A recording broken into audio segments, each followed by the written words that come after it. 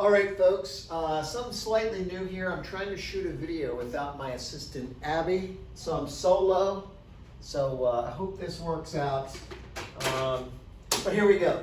Chapter 6, Lesson 2, Other Bill of Rights Protections. We have talked about the First Amendment with our 5 key freedoms: religion, speech, press, assembly, and petition. And now we're going to talk about Amendments 2 through 10.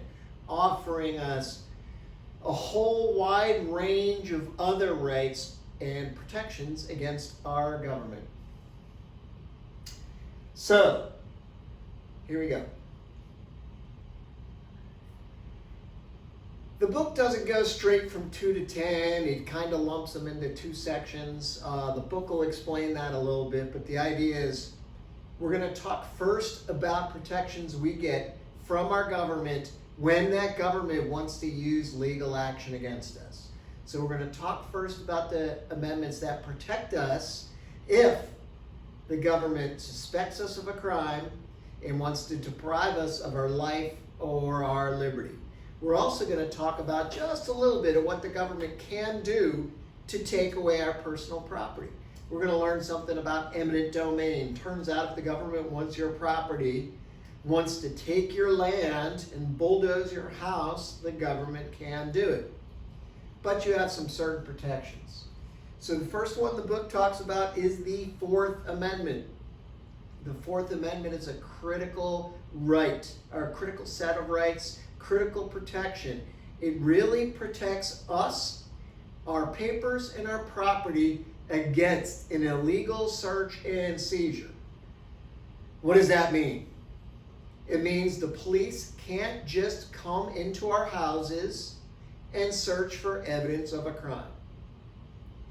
The government needs something called probable cause, usually backed up with this thing called a search warrant, to come into my house and search for evidence of a crime. So 2 big things we'll learn about in this about the Fourth Amendment: probable cause. The government, in the form of the police usually, have to have a real strong, reasonable suspicion that I have committed some sort of crime before it can come into my house and start looking on my cabinets and under my bed, trying to find evidence that I have committed that crime or any other crime because they want to arrest me. Talk about search warrants. Search warrant is basically a legal document signed by a judge. So first, police do some sort of investigation. They develop this thing called probable cause. They take their information to a judge who is an expert in the law and who is also separate from the police, hopefully. And that judge evaluates the evidence the police have, and then and only then will that judge grant the police a search warrant to go into my house and go through my stuff. Fifth Amendment, really complicated, has 5 different parts in there. The basics of the Fifth Amendment is we are protected by this thing called due process.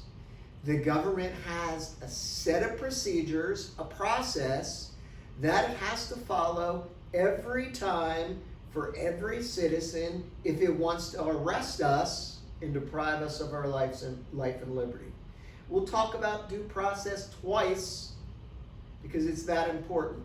It's going to be covered in the Fifth Amendment, and it's going to be covered in the 14th Amendment. But again, before the government can take away my natural rights of life and liberty and pursuit of happiness, property, and wants to take my stuff or lock me away in jail, it has to follow all these procedures, this idea of due process. So if it wants to arrest me, it has to have probable cause. If it wants to search my house, the government needs a search warrant.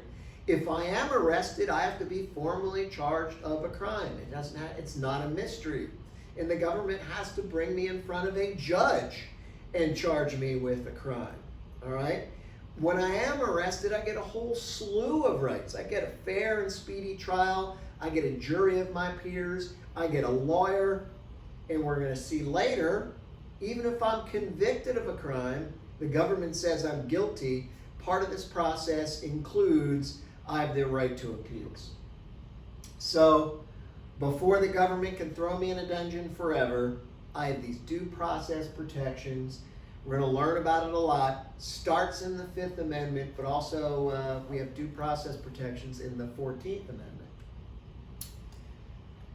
So one of these parts of due process is called a indictment, a grand jury indictment. This gets a little complicated because TV and movies don't show this process well or at all. The idea is the Fifth Amendment says, before I could actually go to a trial where I'm found guilty of a crime, the government has to put its evidence in front of a grand jury. And all the grand jury decides is whether the government has enough evidence to arrest me and continue on with this idea of a trial. So think of a grand jury indictment as a step that happens before I actually go to trial where I'm found guilty or innocent. Does that make sense? An indictment is a jury of citizens look at the government's evidence and says, you know what, government, you have enough evidence here. We think that you can, yes, formally charge somebody of a crime. So if the government thinks I committed a crime, it should investigate me, start developing evidence, bring this evidence before a grand jury and say, okay, jury members, here's the evidence we have against Steve Biankowski. Do we have enough to take him to trial? The grand jury can say, yes, he's indicted, take him to trial. That doesn't mean I'm guilty. It just means this grand jury thinks the government has enough evidence to charge me with and take me to trial. Or it can find it's a no bill, the government doesn't have enough evidence to take me to trial, and the government has to go back to the drawing board and work on investigating me more, or stop messing with me, stop investigating me, and do something else with their time. Grand jury, usually we're used to juries in a trial. And a jury trial is usually what? 12 of your fellow citizens, 12 of your peers. Can there be extra members in a jury as backup jurors just in case somebody gets hit by a bus or a train? Sure, but the typical petite jury, small jury for a trial is typically 12 jurors. A grand jury is grand, it's bigger, so grand jury trials may have more than those 12, 19 jurors, more than that, deciding whether the government can indict me, whether the government does have enough evidence to formally charge me with a crime.